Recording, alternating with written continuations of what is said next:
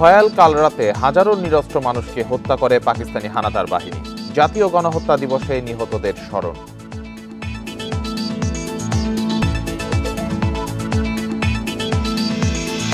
স্বাধীনতা দিবসে বীর শহীদদের শ্রদ্ধা জানাতে প্রস্তুত জাতীয় স্মৃতিসৌধ। কয়েক স্তরের নিরাপত্তা, সৌন্দর্য বর্ধনের কাজ শেষ।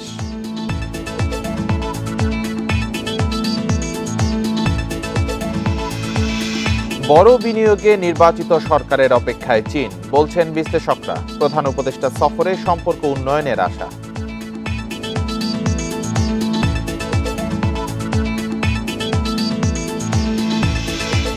ঈদের লম্বা ছুটিতে বাসার নিরাপত্তা সংখ্যায় রাজধানীবাসী। আইন শৃঙ্খলা বাহিনীর তদারকি বাড়ানোর তাগিদ বিশ্লেষকদের।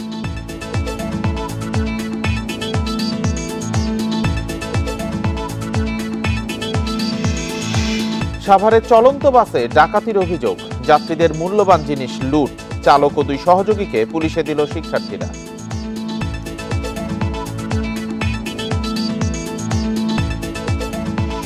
স্বাগত ইন্ডিপেন্ডেন্ট সংবাদে, আপনাদের সাথে আছি রাকিব আহমেদ। শিরোনামগুলো জানাচ্ছিলাম, এবার যাব বিস্তারিত খবরে।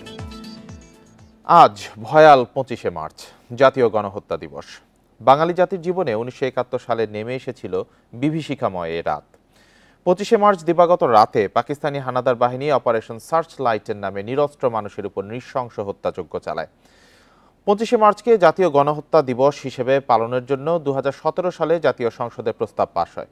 দিবসটি যথাযোগ্য মর্যাদায় পালনের লক্ষ্যে 1 মিনিটের প্রতীকী ব্ল্যাকআউট সহ জাতীয় পর্যায়ে নানা কর্মসূচি নিয়েছে অন্তর্বর্তী সরকার।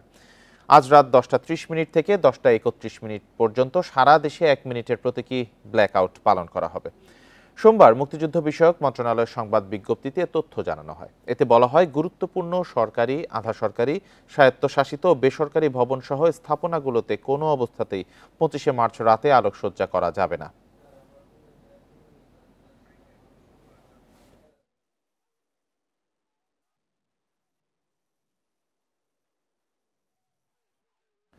মহান স্বাধীনতা দিবসে বীর শহীদদের প্রতি শ্রদ্ধা জানাতে প্রস্তুত সাভার জাতীয় স্মৃতিসৌধ। এরই মধ্যে শেষ হয়েছে সব ধরনের প্রস্তুতি, নেওয়া হয়েছে কয়েক স্তরের নিরাপত্তা ব্যবস্থা। যথাযোগ্য মর্যাদায় দিবসটি পালন করতে শেষ হয়েছে স্মৃতিসৌধের সৌন্দর্য বর্ধনের কাজ। জাতির শ্রেষ্ঠ সন্তানদের স্মরণ করার পাশাপাশি মহান স্বাধীনতা দিবস উদযাপনের অপেক্ষায় পুরো দেশ। লাখো মানুষের শ্রদ্ধা, ভালোবাসায় ফুলে ফুলে ভরে উঠবে জাতীয় স্মৃতিসৌধের বেদি। বরাবরের মতো এবারও পরিচ্ছন্নতা ও সৌন্দর্য বর্ধনের কাজ শেষে প্রস্তুত জাতীয় স্মৃতিসৌধ। গণপূর্ত বিভাগের কর্মীদের টানা 15 দিনের পরিশ্রমে সৌধ প্রাঙ্গণ পেয়েছে নতুন রূপ। ধোয়া মোছা শেষে সিঁড়িসহ অন্য সব স্থাপনায় পড়েছে রং তুলির আঁচড়। বাহারি ফুলে ঢেকে দেওয়া হয়েছে সৌধের সবুজ চত্বর। সিসি ক্যামেরা স্থাপন, লেক সংস্কার সহ সকল কার্যক্রম সম্পন্ন করেছি। স্মৃতিসৌধ মহামান্য রাষ্ট্রপতি, মাননীয় প্রধান উপদেষ্টা, মাননীয় উপদেষ্টা মণ্ডলী, বিদেশি কূটনীতিক সহ লক্ষ লক্ষ জনতার শ্রদ্ধা নিবেদনের জন্য পুরোপুরি প্রস্তুত রয়েছে। রাষ্ট্রীয় আনুষ্ঠানিকতার সব মহড়াও সম্পূর্ণ হয়েছে। সিসিটিভি ক্যামেরার আওতায় আনা হয়েছে পুরো এলাকা। বাড়তি নিরাপত্তার ব্যবস্থার পাশাপাশি গোয়েন্দা নজরদারিও বাড়ানো হয়েছে বলে জানিয়েছে প্রশাসন। আমিনবাজার থেকে গণস্বাস্থ্য পর্যন্ত, আর মূল যে বেদি যেটা জাতীয় স্মৃতিসৌধ, এখানে আমরা 2টা সেক্টর 9 এবং 10, এদিকে আশুলিয়া, এদিকে ধামরাই, পুরোটাই আমরা নিরাপত্তা দিব। এবং এই নিরাপত্তার জন্য আমাদের পুলিশের যারা থাকবে তারা এই বিষয়ে প্রশিক্ষণপ্রাপ্ত পুলিশ। রাষ্ট্রপতি, প্রধান উপদেষ্টা, উপদেষ্টা মণ্ডলী ও বিদেশি কূটনীতিকরা শ্রদ্ধা নিবেদন শেষে স্মৃতিসৌধ সর্বসাধারণের জন্য উন্মুক্ত করে দেয়া হবে। Independent news. Boao forum for Asia সম্মেলনে যোগ দিতে 26শে মার্চ চীন যাচ্ছেন প্রধান উপদেষ্টা ডক্টর মোহাম্মদ ইউনূস। 28শে মার্চ দ্বিপক্ষীয় বৈঠক হতে পারে চীনের প্রেসিডেন্টের সঙ্গে। এতে দুদেশের সম্পর্ক উন্নয়নে হবে বলে মনে করেন বিশেষজ্ঞরা। তবে বেশি কিছু পাওয়ার সুযোগ নেই বলে মনে করেন সাবেক রাষ্ট্রদূত হুমায়ুন কবির। আর ডক্টর ইমতিয়াজ বলেন, বড় বিনিয়োগের জন্য চীন হয়তো অপেক্ষা করবে নির্বাচিত সরকারের জন্য। প্রধান উপদেষ্টা হয়ে প্রথম চীন যাচ্ছেন ডক্টর মোহাম্মদ ইউনূস। চীনের হাইনান প্রদেশে বোয়াও ফোরাম ফর এশিয়া বা বিএফএ সম্মেলনে যোগ দিতেই এ সফর। তবে 28 মার্চ বেইজিংয়ে বৈঠক হবে চীনের প্রেসিডেন্ট শি জিনপিং এর সঙ্গে। সাবেক রাষ্ট্রদূত এম হুমায়ুন কবির বলেন, দুই শীর্ষ নেতার আলোচনা মূলত দিক নির্দেশনামূলক হয়। খুব গুরুত্বপূর্ণ বিষয় না হলে এ পর্যায়ে বিস্তারিত আলোচনার সুযোগ কম। তবে চীন থেকে রপ্তানির সমর্থনে অর্থ সহায়তা, বাজেট সহায়তা ও রোহিঙ্গা সংকট নিয়ে আলোচনা হতে পারে। একটা জিনিস বোধহয় পরিষ্কার করা দরকার, সেটা হচ্ছে চীন সফর মানে কিন্তু উনি বাও কনফারেন্সে যাচ্ছেন, এটা একটা মাল্টিল্যাটারাল কনফারেন্সে, এবং সেখানে উনি কথা বলবে, তার সাথে সাথে বাইল্যাটারাল ভাবে চীনের নেতৃবৃন্দের সাথে কথা বলবেন। তো যেহেতু উনি মাল্টিল্যাটারাল কনফারেন্সে যাচ্ছেন, যেহেতু এটা বাইল্যাটারাল ভিজিট নয়, কাজে এখানে কিন্তু আমাদের এক্সপেকটেশনটা যথাযথভাবে থাকা উচিত। চীনের সঙ্গে সম্পর্ক এগিয়ে নিতে ভারত প্রসঙ্গ বিবেচনায় রাখার সুযোগ নেই বলে মনে করেন আন্তর্জাতিক সম্পর্ক বিশেষজ্ঞ অধ্যাপক ডক্টর ইমতিয়াজ আহমেদ। বলেন, মনে রাখতে হবে ভারত ও চীন অনেক বড় ও মজবুত বাণিজ্যিক সম্পর্কে আবদ্ধ। কিন্তু এই সফরে বড় আকারে ইনভেস্টমেন্ট হওয়ার যে বিষয়টা, সেটা আমার মনে হয় তারা অপেক্ষা করবে একটা স্টেবল সরকার যেটা নির্বাচনের মাধ্যমে আসে, তার জন্য অপেক্ষা করবে। আরেকটা জিনিস আমার মনে হয় না যে চীন ওই পর্যায়ে গেছে এখন যে ভারত কী করছে সেটাকে নিয়ে সে চিন্তা করবে, সেভাবে আমার মনে হয় তার ফরেন পলিসি এখন ওদিকে যাচ্ছে। সে তার মতনই যেই বায়োল্যাটারাল সম্পর্ক, সেতে ভারত তার বাংলাদেশের বন্ধু না বন্ধু, কে বন্ধু সেটা সে দেখবে না। বিশেষজ্ঞদের মতে বাংলাদেশের অর্থনৈতিক চ্যালেঞ্জ মোকাবিলায় চীনকে পাশে পাওয়ার চেষ্টা করতে হবে। দেখা দরকার যে আমাদের কোনটা লাভ হতে পারে, আমরা কোন সুযোগটা নিতে পারি। শাহাদাত স্বপন, ইন্ডিপেন্ডেন্ট নিউজ, ঢাকা। সেনাবাহিনীকে জনগণের মুখোমুখি দাঁড় করানোর চেষ্টা চলছে বলে মন্তব্য করে বিএনপির ভারপ্রাপ্ত চেয়ারম্যান তারেক রহমান বলেছেন, দেশের বিরুদ্ধে ষড়যন্ত্র থেমে নেই। সোমবার সন্ধ্যায় এক ইফতার মাহফিলে লন্ডন থেকে ভার্চুয়ালি যোগ দিয়ে তিনি এই কথা বলেন।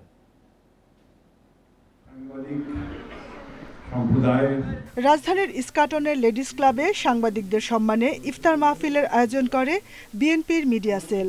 ইফতার মাহফিলে যোগ দেন বিভিন্ন জাতীয় দৈনিক ও টেলিভিশনের সাংবাদিকরা। বিএনপি মহাসচিব মির্জা ফখরুল ইসলাম আলমগীর বলেন, দেশকে অস্থিতিশীল করার চক্রান্ত শুরু হয়েছে। অতীতে ফ্যাসিস্ট সরকার আমলে যেভাবে বাংলাদেশের স্বাধীন সার্বভৌমত্ব বিপন্ন করা হয়েছে, আজকে আবার বাংলাদেশের স্বাধীন সার্বভৌমত্ব যেন বিপন্ন হয়, আমরা যেন আবার অরক্ষিত হয়ে পড়ি। আমাদের সেই দেশপ্রেমিক সেনাবাহিনী যারা দেশের প্রতিটি গুরুত্বপূর্ণ মুহূর্তে জাতির পাশে এসে দাঁড়িয়েছে, তাদেরকে আজকে আবার বিতর্কিত করার একটা হীন প্রচেষ্টা শুরু হয়েছে। লন্ডন থেকে ভার্চুয়ালি যোগ দিয়ে দেশের রাজনৈতিক পরিস্থিতি নিয়ে উদ্বেগ প্রকাশ করেন বিএনপির ভারপ্রাপ্ত চেয়ারম্যান তারেক রহমান। বলেন, দেশে একটি অস্থিরতা তৈরি হয়েছে, দেশপ্রেমিক সেনাবাহিনীকে জনগণের বিরুদ্ধে দাঁড় করানোর চেষ্টা চলছে। সেনাবাহিনীকে জনগণের মুখোমুখি করানোর চেষ্টা করা হচ্ছে। আপনি একজন সাংবাদিক হিসেবে, আমি একজন রাজনৈতিক কর্মী হিসেবে আমরা এতটুকু বুঝি যে এটি পিছনে নিশ্চয়ই কোনো ষড়যন্ত্র আছে। আমরা সকলে মিলে দেশপ্রেমিক প্রত্যেকটি মানুষ, আমরা সকলে মিলে যদি সচেতন থাকি, সচেষ্ট থাকি, অবশ্যই আমরা এই ষড়যন্ত্র মোকাবেলা করতে সক্ষম হব। আমাদেরকে যে কোনো মূল্যে অবশ্যই এই ষড়যন্ত্রকে মোকাবেলা করতে হবে। গণমাধ্যম কর্মীদের সত্য ঘটনা জাতির সামনে তুলে ধরার আহ্বান জানান বিএনপির ভারপ্রাপ্ত চেয়ারম্যান। আমাদের এই অনুষ্ঠানে জাহানারা পারভিন, ইন্ডিপেন্ডেন্ট নিউজ, ঢাকা। আধিপত্য বিস্তারের জেরে নোয়াখালীর হাতিয়ায় বিএনপি ও এনসিপির নেতাকর্মীদের মধ্যে সংঘর্ষ হয়েছে।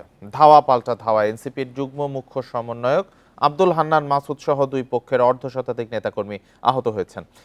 সোমবার সন্ধ্যার দিকে উপজেলার জাহাজমারা বাজারে সংঘর্ষ ও ধাওয়া পাল্টা ধাওয়ার ঘটনার পর রাত ৩টা পর্যন্ত উভয় পক্ষ বাজারে অবস্থান নেয়। পরে পুলিশ, নৌবাহিনী ও কোস্টগার্ড সদস্যদের অনুরোধে দুই পক্ষের নেতাকর্মীরা বাজার থেকে ফিরে যান।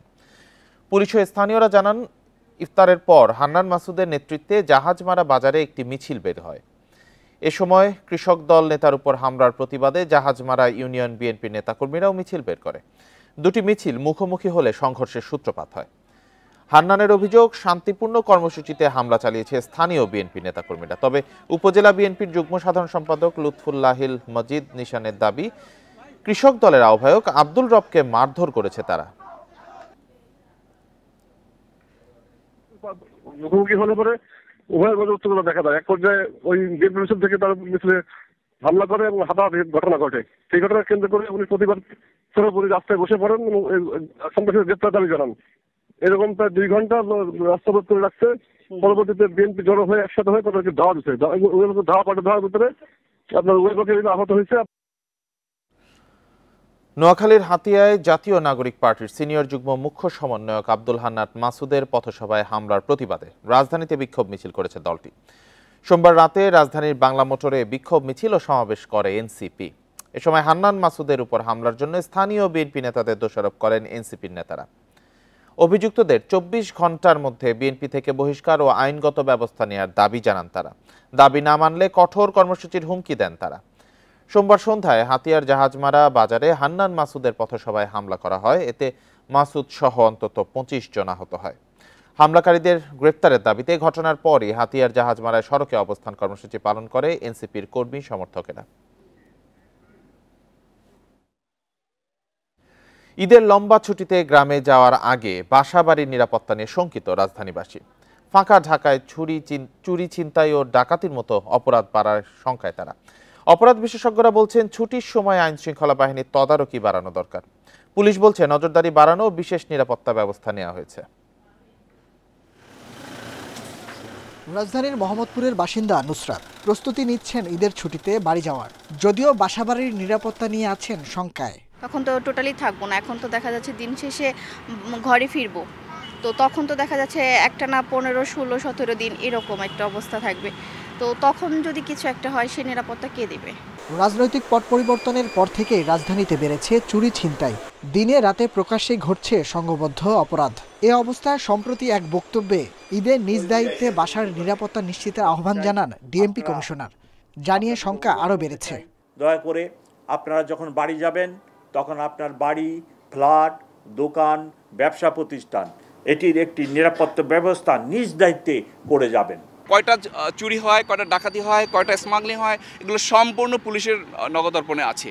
যদি পুলিশ চায় সেক্ষেত্রে 100% নিরাপত্তা দিতে পারে। পুলিশ সদর দপ্তর বলছে পাড়া মহল্লায় টহল, এটিএম বুথ ও চেকপোস্টের নজরদারি বাড়ানো সহ সারা দেশে বিশেষ নিরাপত্তা ব্যবস্থা নেওয়া হয়েছে।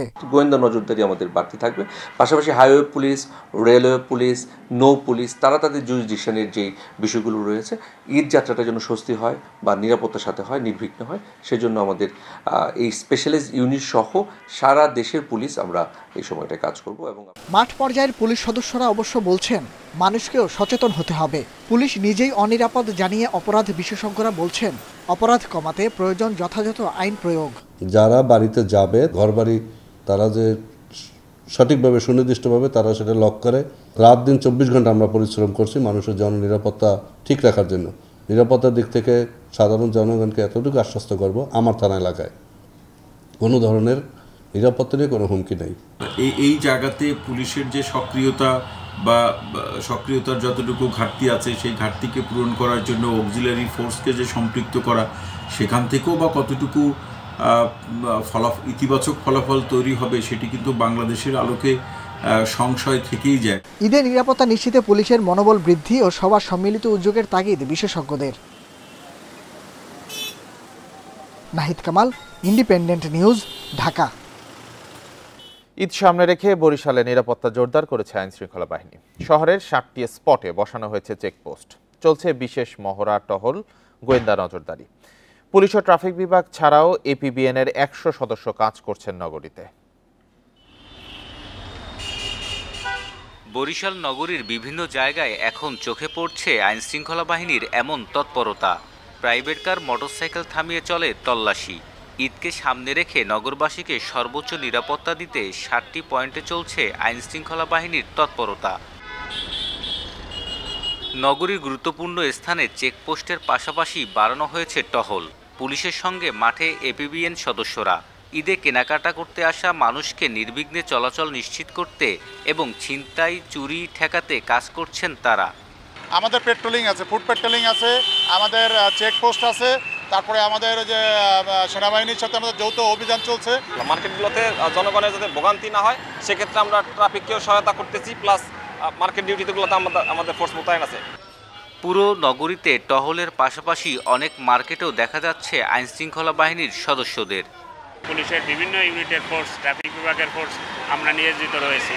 এই নগরীর প্রত্যেকটা ক্রসিং, প্রত্যেকটা রাস্তা আমরা অতন্ত্র প্রহরীর মতো আমরা চেষ্টা করছি যাতে মানুষ ট্রাফিক ব্যবস্থা নিয়ন্ত্রণ থাকে, পাশাপাশি আইন শৃঙ্খলা ভালো রাখা যায়। 4টা চেকপোস্ট এখন চলছে। এছাড়াও আমাদের 4টা চেকপোস্টে আমাদের সব কিছু চেক করা হচ্ছে। আর এগুলো ছাড়াও আমাদের আরও 3টা চেকপোস্ট বিভিন্ন যে এন্ট্রি পয়েন্টে আছে, যাতে আমাদের শহরের বাইরের যে অবৈধ যানবাহনগুলো ঢুকতে না পারে। আইন শৃঙ্খলা বাহিনীর তৎপরতায় স্বস্তি প্রকাশ করেছেন নগরবাসী। সেনাবাহিনী মাঠে আছে, তারপর হলো আইন শৃঙ্খলা বাহিনী যেভাবে তারা এই বিষয়টা নিয়ন্ত্রণ করছে, এজন্য আমরা খুশি। তবে আমরা চাই যে ঈদ পরবর্তী সময়েও এই বিষয়টা অব্যাহত থাকুক। নগরীর নিরাপত্তা, যান চলাচল নির্বিঘ্ন করতে কাজ করছেন এপিবিএন পুলিশ ও ট্রাফিক পুলিশের 300 সদস্য। আল আমিন, ইন্ডিপেন্ডেন্ট নিউজ, বরিশাল। সাভারে চলন্ত বাসের যাত্রীদেরকে অস্ত্রের মুখে জিম্মি করে ডাকাতির অভিযোগ উঠেছে। এ সময় মোবাইল সহ বিভিন্ন জিনিস লুট করে ডাকাতরা। সোমবার রাত 7:45টার দিকে ঢাকা আরিচা মহাসড়কের রেডিও কলোনি এলাকায় এই ঘটনা ঘটে।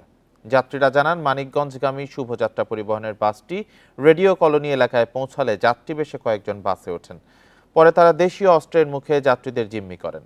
লুটের পর সাভারের সিএনবি এলাকায় নেমে পালিয়ে যান তারা। পরে জাহাঙ্গীরনগর বিশ্ববিদ্যালয়ের মূল গেটের সামনে বাসটি আটক করেন যাত্রী ও শিক্ষার্থীরা। জড়িত সন্দেহে চালক, 2 সহযোগীকে পুলিশে দেন তারা। ঘটনাস্থল পরিদর্শন করেছেন আইনশৃঙ্খলা বাহিনীর সদস্যরা। কাঁধে একটা অনেক ঝাঁকুনি লাগে, এখানে একটা আঘাত লাগে। পরে আমি তাকাইছি, এখন এই ছেলেটা একদম চাকু নিয়ে পিছন দিকে গেছে, তখন আমি ঝাঁকুনিটা আমার কাঁধে এখানে আঘাতটা লাগছে। কারণ আমরা তো জানি তারা ছিনতাইকারী। ড্রাইভার প্রথমে সিগন্যাল দিয়েছে, সিগন্যাল দেওয়ার পরে ওরা উঠছে, ওঠার পরেই তারপরে মনে করেন ওর কাছ থেকে শুরু হয়েছে, এবং কন্ট্রাক্টর খালি ওই যারা উঠছে খালি পিছনে যা। নতুন সংবিধান ছাড়া আসল গণতান্ত্রিক রাষ্ট্রের ভিত্তি গড়া সম্ভব নয় বলে মনে করেন এনসিপির আহ্বায়ক নাহিদ ইসলাম। আর সদস্য সচিব আখতার হোসেনের আশা, বহুদলীয় গণতন্ত্রে কোনো ফ্যাসিবাদী শক্তি যেন অংশ নিতে না পারে সে পদক্ষেপ নেবে অন্তর্বর্তী সরকার। সোমবার বনানীতে বিভিন্ন দেশের কূটনীতিকদের সৌজন্যে আয়োজিত ইফতারে এসব কথা বলেন তারা। রাজধানীর হোটেল শেরাটনে কূটনীতিকদের সম্মানে এই ইফতারের আয়োজন করে জাতীয় নাগরিক পার্টি।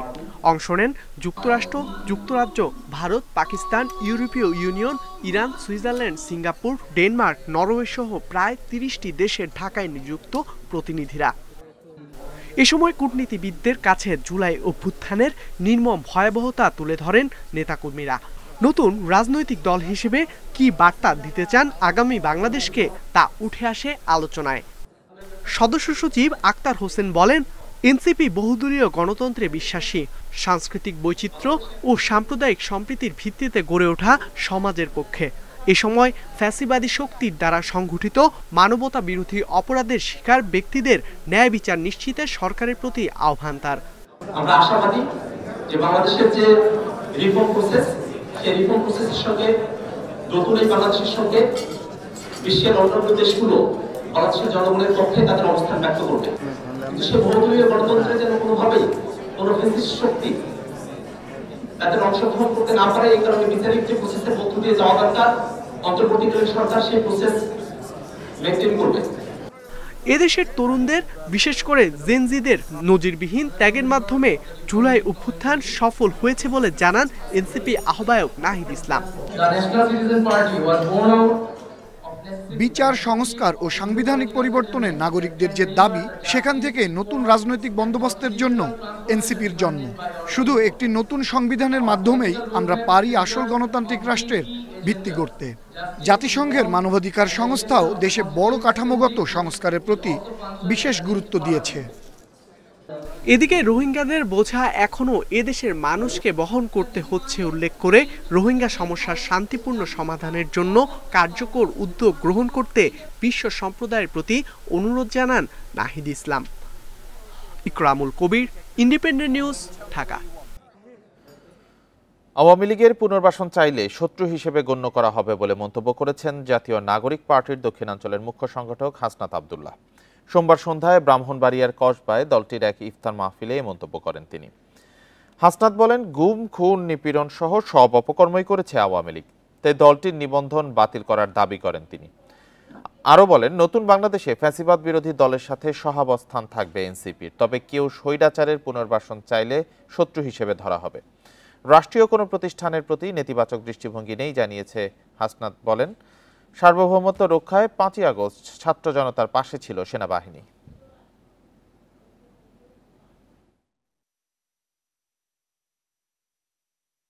ফ্যাসিস্ট আওয়ামী লীগকে কোনোভাবে পুনর্বাসন করতে চাইবে, যারা ভালো আওয়ামী লীগ এবং খারাপ আওয়ামী লীগের যে বয়ান এখন মার্কেটে আনতে চাচ্ছেন, আমাদের শত্রু জ্ঞান আমরা তাকেই করব যারা আওয়ামী লীগকে বন্ধু জ্ঞান করবে। শতাধিক গাড়ির বহর নিয়ে পঞ্চগড় সফর করলেন নাগরিক পার্টির উত্তরাঞ্চলের মুখ্য সংগঠক সার্জিস আলম। কয়েকটি পথসভা করে ইফতার মাহফিলে যোগ দেন তিনি। এ সময় তিনি বলেন, সেনাপ্রধানের সঙ্গে বৈঠক নিয়ে দলের মধ্যে কোনো সংকট নেই, তবে দেশের রাজনীতিতে সেনাবাহিনীর হস্তক্ষেপ মেনে নেওয়া হবে না বলেও জানান সার্জিস আলম। সোমবার দুপুরে বিশাল গাড়িবহর নিয়ে পঞ্চগড় সফর করেন সার্জিস আলম। এই সময় বৈষম্য বিরোধী ছাত্র আন্দোলনের নেতাকর্মীরাও তার সঙ্গে ছিল। শুরুতে দেবীগঞ্জে পথসভায় যোগ দেন সার্জিস। বলেন, আগামীতে কেউ দলের নাম ও প্রতীক দেখে ভোট দেবে না। মন্তব্য করেন, এতদিন জনগণকে নানাভাবে ব্যবহার করেছেন রাজনীতিবিদরা। দলের নাম দেখে কিংবা কোনো মার্কা দেখে কেউ আর ভোট দিবে না, বরং কোন লোকটা কেমন, কে কেমন কাজ করছে, কার কথার সাথে কাজের মিল কেমন, এই জিনিসগুলো দেখে আগামীর বাংলাদেশে মানুষ বিভিন্ন মার্কা এবং দলে ভোট দিবে। পরে সার্জিসের গাড়িবহর যায় বোদা উপজেলায়। সেখানে পথসভায় অংশ নিয়ে তেঁতুলিয়ার উদ্দেশ্যে রওনা হন তিনি। সবশেষ আটোয়ারি পাইলট মডেল উচ্চ বিদ্যালয়ে ইফতার অনুষ্ঠানে যোগ দেন। এর আগে সকালে ঢাকা থেকে সৈয়দপুর বিমানবন্দরে পৌঁছান সার্জিস। সেখানে সাংবাদিকদের বলেন, সেনাপ্রধানের সঙ্গে বৈঠক নিয়ে নিজেদের মধ্যে কোনো মতভেদ নেই, কেউ কেউ গুজব ছড়ানোর চেষ্টা করছে। এই বাংলাদেশে আর কেউ যেন আওয়ামী লীগের যে কোনো ভার্সনের গল্প না শোনায়, এক। এবং দ্বিতীয়ত হচ্ছে, আমরা আশা করব যে বাংলাদেশ সেনাবাহিনীর প্রতি আমাদের যে রেসপেক্টের জায়গাটা আছে সেটা প্রতিষ্ঠান হিসেবে তারা ধরে রাখবে। বাংলাদেশের অভ্যন্তরীণ যে রাজনীতি, এই রাজনীতিতে তাদের যে আমরা কখনোই তাদের কোনো হস্তক্ষেপ প্রত্যাশা করব না। সৈয়দপুর বিমানবন্দর থেকে বিশাল গাড়িবহর নিয়ে পঞ্চগড়ে যান সার্জিস আলম। তাপস সরকার, ইন্ডিপেন্ডেন্ট নিউজ। স্বৈরাচার ও তার দোসরদের বিচারের পাশাপাশি দল হিসেবে আওয়ামী লীগের বিচার দাবি করেছেন গণসংহতি আন্দোলনের প্রধান সমন্বয়কারী জোনায়েদ সাকি। এজন্য প্রয়োজনে আইন প্রণয়নের দাবিও তার। সোমবার সন্ধ্যায় ময়মনসিংহের দলটির ইফতার মাহফিলে এসব দাবি করেন তিনি। বলেন, গণ অভ্যুত্থানের কৃতিত্ব নিয়ে টানাটানি চলছে। একটি দল এই কৃতিত্ব নিজেদের দখলে নিতে চায়। 5ই আগস্টের পরে বিভাজন সৃষ্টি করা হচ্ছে, ট্যাগ দেয়া হচ্ছে ফ্যাসিস্টের কায়দায়। এতে স্বৈরাচারের ফেরার পথ তৈরি হতে পারে। যারা বিভাজন তৈরি করবে তাদের শত্রু হিসেবে চিহ্নিত করতে হবে বলেও উল্লেখ করেন তিনি। আরও বলেন, সংবিধান সংস্কারের জন্য এ সংক্রান্ত পরিষদের নির্বাচন দিতে হবে।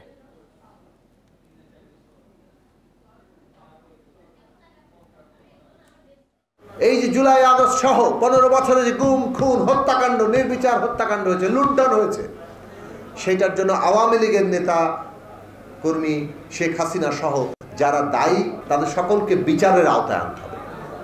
কেবল তাদেরকে নয়, দল হিসেবে আওয়ামী লীগ এই হত্যাকাণ্ডের দায় আওয়ামী লীগের কতটুকু সেটাও বিচারের আওতায় আনতে হবে। মঙ্গল শোভাযাত্রার নাম পরিবর্তন নিয়ে কোনো আলোচনা হয়নি বলে জানিয়েছেন সংস্কৃতি উপদেষ্টা। চৈত্র সংক্রান্তি ও পহেলা বৈশাখ মিলিয়ে এবছর রাষ্ট্রীয়ভাবে 2 দিন ব্যাপী উৎসব হবে বলেও জানান তিনি। সোমবার বিকেলে ঢাকা বিশ্ববিদ্যালয়ে পয়লা বৈশাখের প্রস্তুতি সভা শেষে তিনি জানান, এবার মঙ্গল শোভাযাত্রায় অংশ নেবেন বিভিন্ন জাতিসত্তার মানুষ।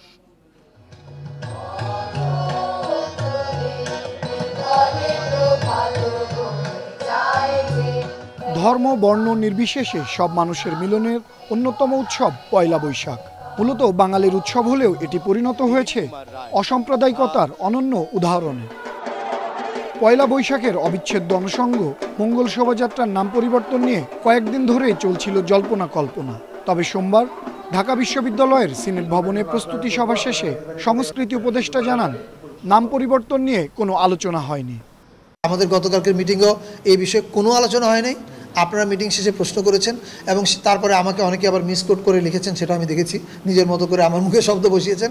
আজকের মিটিংয়ে আমাদের এই নিয়ে কোনো আলোচনা হয়নি, আমরা এই সিদ্ধান্ত এই বিষয়ে কোনো কিছুই নেওয়া হয়নি। উপদেষ্টা আরও জানান, এবার মঙ্গল শোভাযাত্রায় সব জাতিসত্তার মানুষের অংশগ্রহণে নতুন রং ও সুর সৃষ্টি হবে। নববর্ষের ঐক্যতান, ফ্যাসিবাদের অবসান, সো এটা ফ্যাসিবাদ পরবর্তী নববর্ষ উদযাপন হচ্ছে।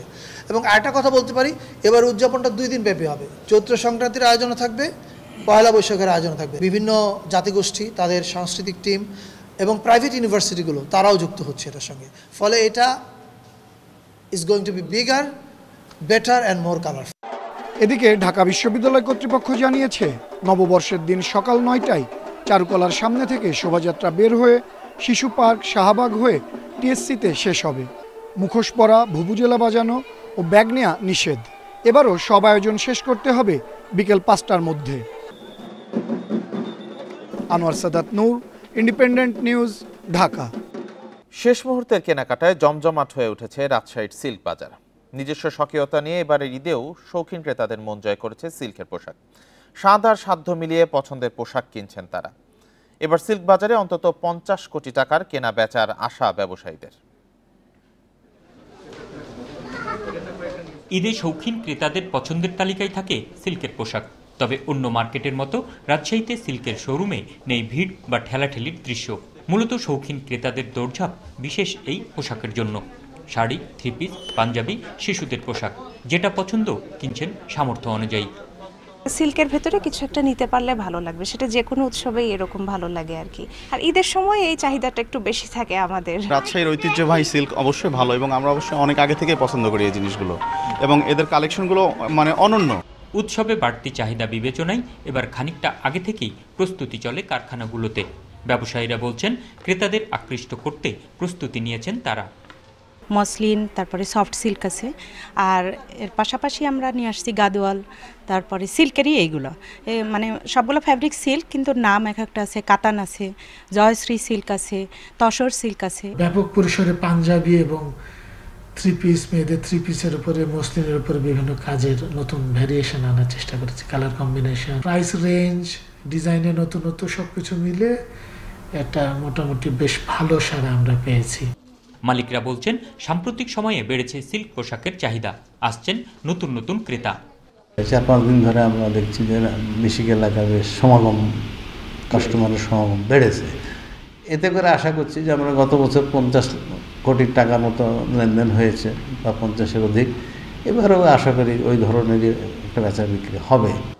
ঈদ এগিয়ে আসার সাথে ক্রেতা সমাগমও বাড়বে শোরুমগুলোতে। আবার ঈদের পরে ছুটিতেও আরেক দফা ক্রেতা সমাগমের আশা ব্যবসায়ীদের। Ahsan Habib, Apu, independent news, Rajshahi.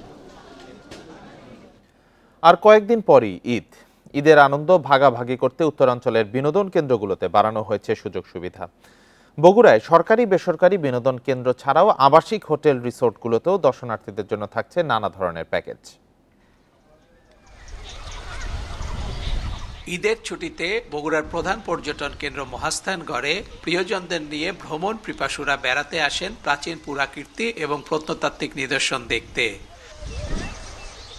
এবার দর্শনার্থীদের জন্য সুযোগ সুবিধা বৃদ্ধি করেছে কর্তৃপক্ষ।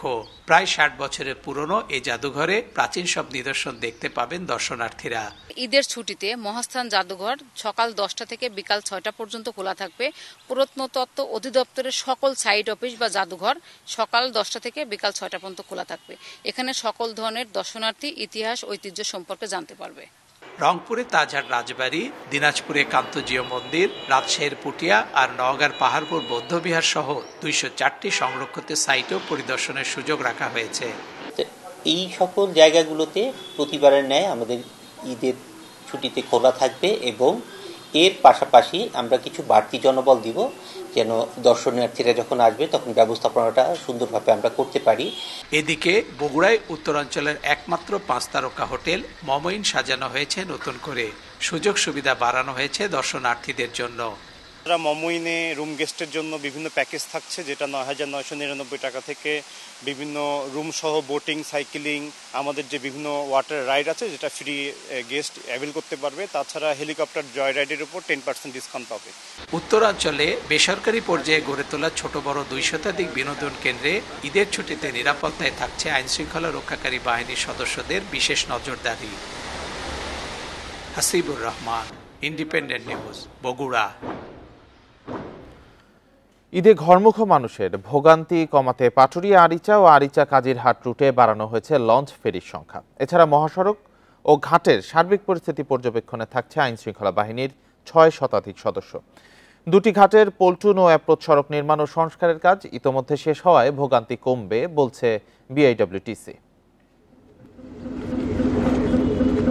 ঈদের সময় দেশের দক্ষিণ পশ্চিমের ২১ জেলার লাখো মানুষ ঢাকা থেকে পাটুরিয়া দৌলতদিয়া ও আরিচা কাজিরহাট নৌপথ দিয়ে বাড়ি ফেরেন। তাই দুটি ঘাটেই থাকে যানবাহন ও মানুষের বাড়তি চাপ। ঈদযাত্রায় এই দুই রুটে চলাচল করবে ২২টি ফেরি ও ৩৫টি লঞ্চ। এছাড়া পাটুরিয়া দৌলতদিয়া ৪টি এবং চলাচলে ভোগান্তি কমাতে আরিচা কাজিরহাটে দুটি ঘাটের পল্টন ও অ্যাপ্রোচ সড়ক নির্মাণ ও সংস্কার কাজ শেষ হয়েছে। যানজট এড়ানোর লক্ষ্যে আমরা দুইটা পথ ব্যবহার করব। সোজা পথে আসবে যাত্রীবাহী বাস, আর ছোট গাড়ির জন্য আমাদের আরেকটা লেন আছে আরসিএল মোড় দিয়ে ৫ নম্বর ঘাট, সেখানে ৫ নম্বর ঘাট দিয়ে ছোট গাড়িগুলি চলে যাবে এবং ৫ নম্বরে বুকিং কাউন্টার থাকবে, সেখান থেকে বুক করে তার ফেরিতে চলে যাবে। অতিরিক্ত যাত্রী পরিবহন ও বাড়তি ভাড়া আদায় বন্ধের পাশাপাশি যাত্রীদের নিরাপত্তায় থাকবে আইনশৃঙ্খলা বাহিনীর ৬ শতাধিক সদস্য এবং জেলা প্রশাসনের ভ্রাম্যমাণ আদালত। দুটি কন্ট্রোল রুম থেকে নৌপথের সার্বিক কার্যক্রম পর্যবেক্ষণে কাজ করা হবে। হাইওয়ে পুলিশ, আনসার এবং যৌথ বাহিনীও কিন্তু আমরা একই সাথে কাজ করব। আর ৬০০ অতিরিক্ত পুলিশ কিন্তু আমরা এই ঈদ উপলক্ষে মোতায়েন করব।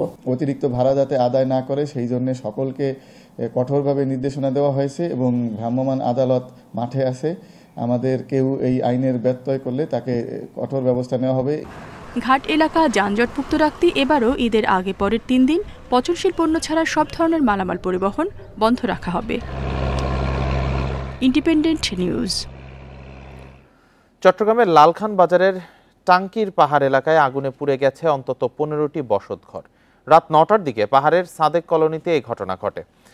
পরে ফায়ার সার্ভিসের ২টি ইউনিট প্রায় ৪০ মিনিটের চেষ্টায় আগুন নিয়ন্ত্রণে আনে। প্রত্যক্ষদর্শীরা জানায় সেমি পাকা ঘরের চুলা থেকে আগুনের সূত্রপাত হয়। মুহূর্তেই তা ছড়িয়ে পড়ে আশেপাশের ঘরে। প্রথমে স্থানীয়রা আগুন নেভানোর চেষ্টা করে, তবে পানির উৎস না থাকায় আগুন নেভাতে বেগ পেতে হয় ফায়ার সার্ভিসকে। এতে কেউ হতাহত হননি।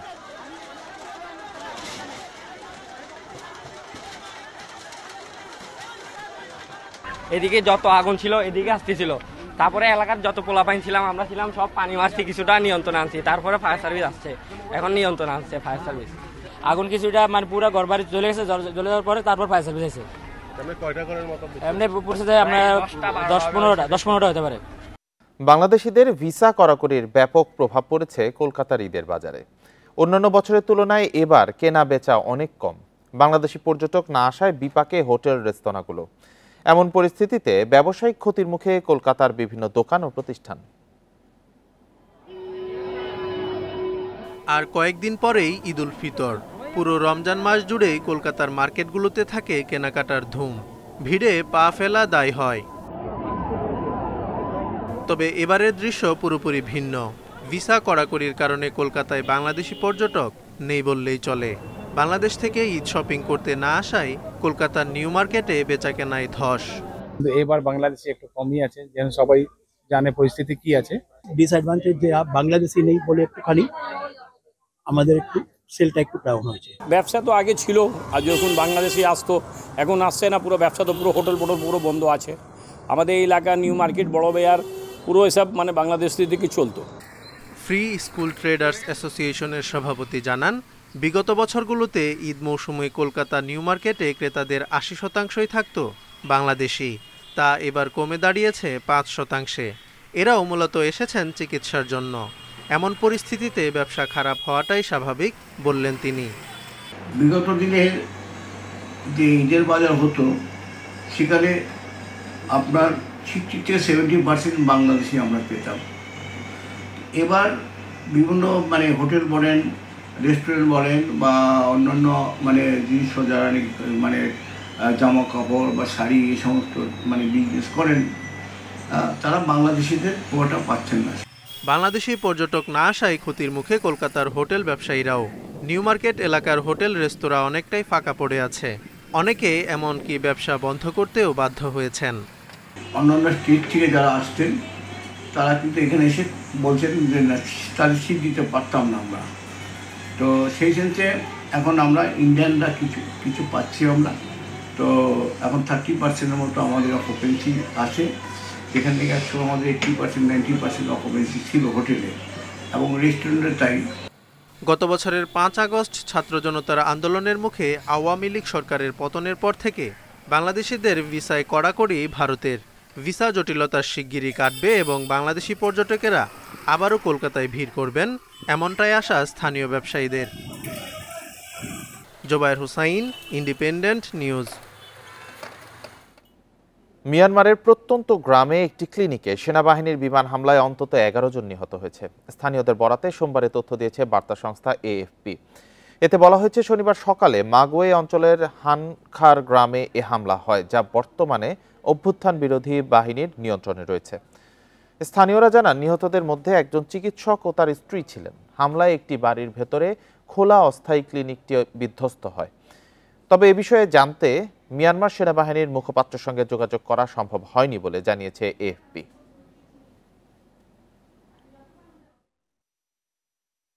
আর এই ছিল এখনকার সংবাদে। ইন্ডিপেন্ডেন্ট টেলিভিশনের সব খবর আরো বিস্তারিত জানতে চোখ রাখুন ফেসবুক, ইউটিউব, এক্সে। ধন্যবাদ সবাইকে।